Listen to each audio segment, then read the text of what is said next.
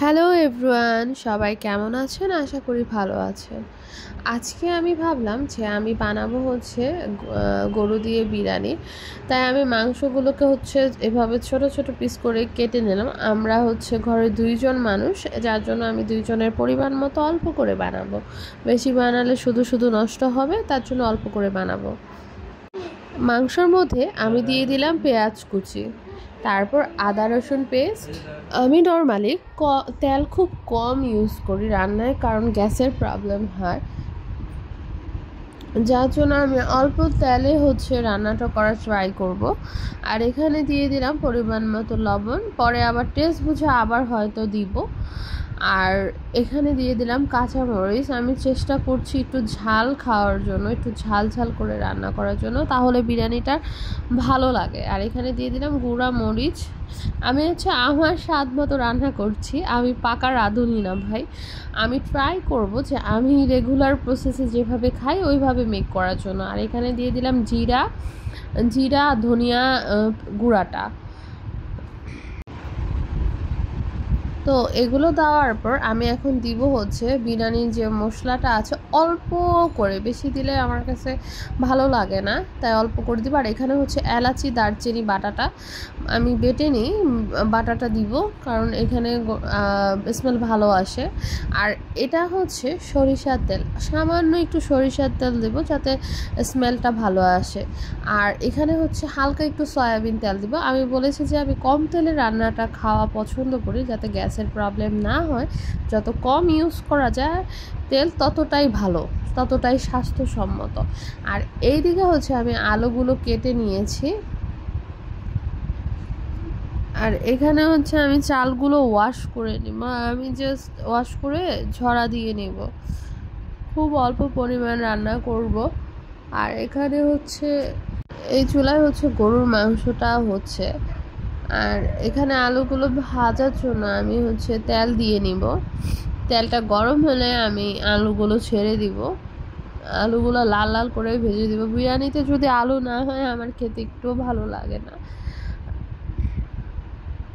এটা জাস্ট ঘরের রেগুলার বানানো প্রসেস, কারণ মেহমান আসলে হয়তো আরও অনেক কিছু ইনগ্রেডিয়েন্টস দেওয়া হয়। এখন ঘরে যা ছিল নর্মাল প্রসেসিংয়ে আমার ইচ্ছা করছে সাডেনলি, যার জন্য এটা আমি বানাচ্ছি। এদিকে গরুর মাংসটা আমি কষানো হয়ে গেছে, আপনি ঢাকার পরে এটা পানি ছেড়ে দিয়েছে। তো এটা যত কষবে তত মজা। এখানে কষতে কষতে পানি ছেড়ে দিয়েছে, তারপর দেখবো যদি নরম না হয় তাহলে আরেকটু পানি দিব, কিন্তু আগে এভাবে কষাবো। দেন এটা আমি লাল লাল করে ভেজে তারপরে উঠিয়ে নিব। এই যে হয়ে গেল আমার আলু ভাজা। আর এখানে গরুর মাংসতে আমি আলুগুলো একটু কম সেদ্ধ হয়েছিল, ভেজে তারপরে আমি গরুর মাংসের সাথে অ্যাড করে দিয়েছি আলুগুলা। তারপরে আমি আবার ঢাকনা দিয়ে ঢেকে দিব। আর একটু দেখলাম যে নরম কম হয়েছে, যার কারণে আমি পানি দিব, আমার পরিমাণ মতো পানি দিব যাতে নরম হয় গরুর মাংসটা।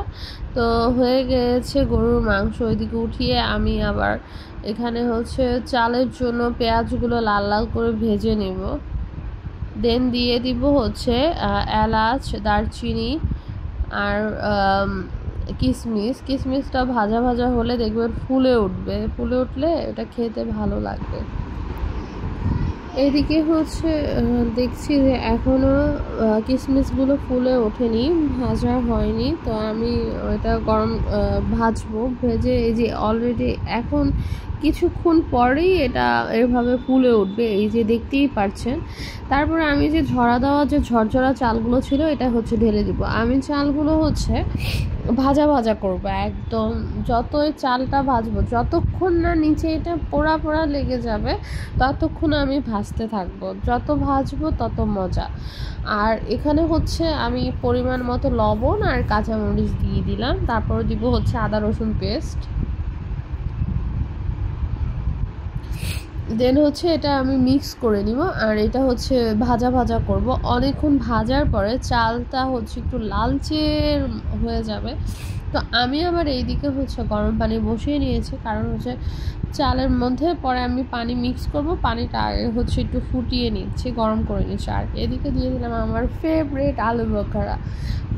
এটা না দিলে বিরিয়ানিতে ভাই জমেই না, আমার ভালোই লাগে না।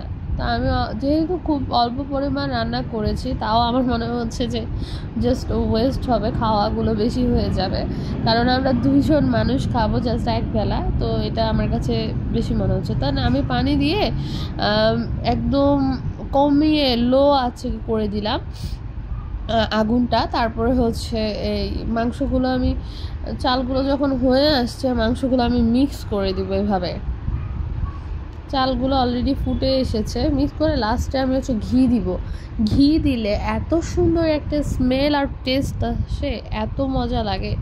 তো আমি হচ্ছে খাঁটি ঘি আনিয়েছিলাম গ্রাম থেকে, তো ওইটাই হচ্ছে দিয়ে দিব। আর এদিকে দিয়ে দিব চিনি। চিনি দিলে একটু সুইট ফ্লেভারটা আসে, একটু মুখে মিষ্টি লাগে, ভালো লাগে। দেন হচ্ছে আমি ঢেকে হচ্ছে দমে বসাবো।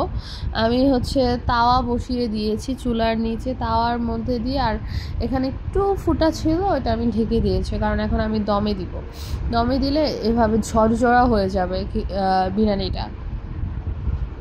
এই তো রেডি হয়ে গেল আমার আজকের দুপুরের ইয়াম্মি বিরিয়ানি। তো এখন হচ্ছে মজা করে গরম গরম বিরিয়ানি খাবো। তো আজকে এখানেই, টাটা, বাই বাই সবাই।